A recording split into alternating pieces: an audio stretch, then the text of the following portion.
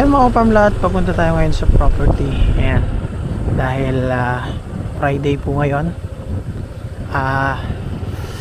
Malaki ang tubig, full moon. Masarap maligo. Maliligo po tayo. Ayan. Sana high tide. Ayan. So napakaganda po na dito. Continuous pa rin ang paglilinis ng mga nagtatrabaho po dito. Kaya itong vlog na to, diretso update na rin po sa lahat ng buyer po natin. So ayan, ito po yung title 1, no? Napakalinis na niya. Yan po, makikita nyo.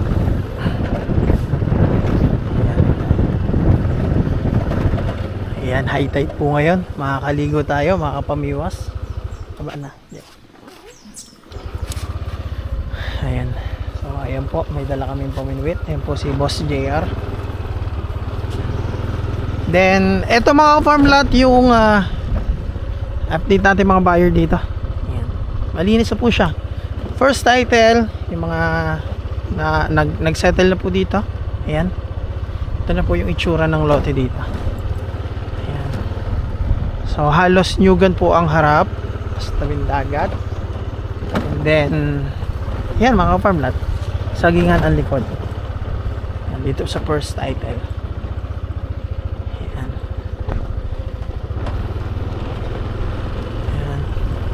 So, ayan, malinis na talaga siya.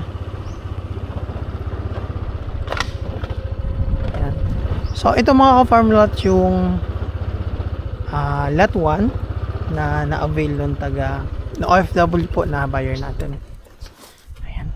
Lot 1 po yan. Taga Cavite po ata sila. Ito naman po yung lot 2 na na-avail yun ng yung doctor po natin buyer.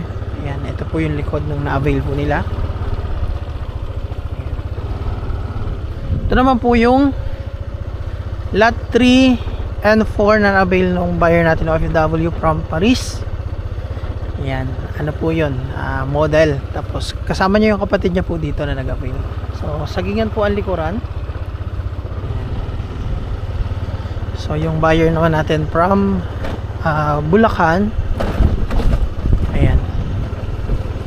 So, ito po, lot 5 and tama ba? 5 and 6 po. Ayan, ito. Na-avail po nila. Ito po yung likuran. Taga Bulacan po sila. Ito po, nililinisan nila lot 7. Napakaganda nito. Ayan. Pakita ko po sa inyo lot 7. Alam ko parang available pa to eh.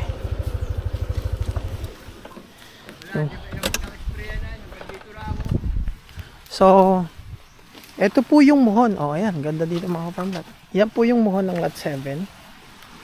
Po. Yan. So, ito po yung nasasakupan ng lot 7. Napakaganda niyan mga farm lot. Nalagay nyo na rin. Tsaka ito po yung may sakop siyang sampalok. Yan. Pinipinish po. Ayan, kung makita nyo yung mga dugyot na dahon, yan po yung in-spray na. Ayan. So, kung natatandaan nyo yung mga video ko na or feature na naliligo, yan po yun. Nandyan yung magagandang mangrove na yung ilalim hindi masukal. Na pwede ka maligo sa ilalim ng mga mangrove na yan. Tapos, ayan, makikita nyo po, alas 11 po ng tanghali ngayon. Sa portion ng lot 7, malilom. Ayan. May puno pa ng talisay. So, sakop ng talisay. Sakop po ang talisay. Itong lot 7. So, ayan. Yan po ang muhon. Yan. So, sakop yung talisay. Mula po yan doon hanggang doon po. So, may open area. Maganda yung pwesto. Actually, dito laging may naliligo po. Nung unang tripping namin dito, nung hindi pa to na sa subdivide, lagi ako mga nakikitang may naliligo po dito kasi magandang pwestuhan pong paliguan itong area na to. Tapos ito po yung bandang likod niya.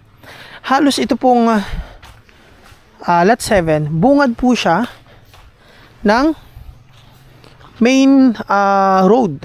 Ano po, bungad siya kasi yan po yung exit papunta po dun sa provincial highway. Yan po. Mula po dyan, ayan, mga 100 meters mula po dyan, cemented, ano na po yan, Kalahi Road. And mga 150 meters mula sa cemented Kalahi Road, provincial highway na. Ayan po.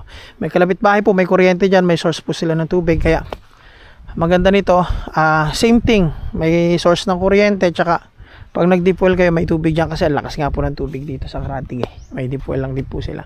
So, ayan. So, ito naman po yung sa title 1, ano, ito po yung lot 7 and 8 naman na na-avail nung buyer natin from Australia, which is kung makikita nyo, malinis na rin po dito. Yan, tuyot na yung mga in-sprayan. So, ang concept naman po dito sa lot 7, 9 7, 8, 9, actually yung 8, 9. Apo. So, yan. Ang gusto kasi ng buyer natin, meron siyang new gun sa harap, tapos meron din siyang palayan. Gusto sana niyang mag-avail pa ng palayan. Kung makikita niyo po, yung Carabao grass na yan, na flatland na yan, dati po yung palayan, yung may bakahan na yan. So, ang ganda po ng ambience dito pag ginawa yung bakahan. And then yung title, yung lot 1 po dito sa title 2, ang sabi po, in-avail na rin po nung buyer nito na taga-Australia. Bali 3 slot na rin po yung in-avail niya dito. Ayan. So, 3 slot na ang kinuha. So, ang ganda ng pagkalinis. Ayan. Pulidong pagkalinis dito. Sa title 1. Lot 1, title 2. So, lot 1, title, lot 2, title 2, lot 1, and title 1, 8 and 9. Iisa po ang buyer na kumuha nito. OFW from Australia. Ayan. Yan, ang ganda po ng pagkalinis. So, hanggang dyan po, ayun po yung muhonon. So, mula po doon, hanggang doon. So, alawak po ng mga, ano na niya, ng area niya. Ayan. So, kung bubuhayin to as palayan, so, napakagandang lote nito. Kasi, nature na nature, farm, may palayan ka sa likod, nyuga ng harap, then dagat na. Yan, at dito po pwede nyo gawing resort kasi manipis lang yung mangrove at naka-lease agreement po yan. In-apply na po ng lease agreement sa DNR, ano po, na kung maglalagay ng mga cottages dyan or mangrove walk, is pwede dahil binisita po ito ng DNR. Ayan, pinaalis na rin natin, pinatabunan na rin po natin yung pinaalis na natin yung, kasi meron ditong bully na nakaraan, ano po, na nandyan, wala na rin siya, pinatagkal na rin natin. So totally, yan, malinis na siya. Ayan. So ito pong title 2, lot 2. Ayan, ito po yung na-avail ng buyer natin from Cavite. Yan. So, okay na po yan. So, tumalab na po yung pang-spray sa damo. Ayan. So, ito po yung available pa natin mga ka-farm lot. Ayan, may buyer po tayong titingin bukas. Ayan.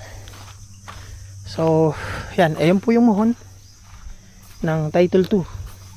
Title 2, lot 2. Ayan. Ito po, title 2, lot 3. Ayan. May sako pong mangga. Ayan, maganda kung makikita nyo. Ayan. Sako po yung malaking puno ng talisay. Ayan. Hanggang dun po ang muhon. Ayan. At ito naman po yung title 2, lot 4. So, ang available na lang po dito sa title 2, 3 and 4. Ayan. So, ayan mga ka-farm lot. Napakaganda. So, ayan. So, napamaintain natin dito yung linis.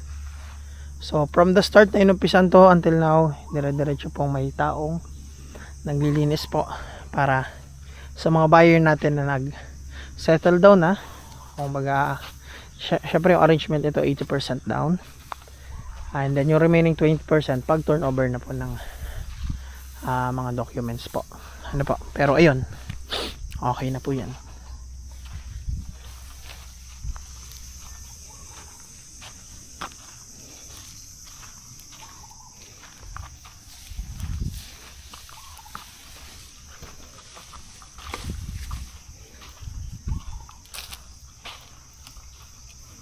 I need you, baby. And if it's quite alright, I need you, baby. To warm the lonely nights. I love you, baby. Trust in me when I say, oh, pretty baby, don't let me down, I pray. Oh, pretty baby, now that I found you, stay.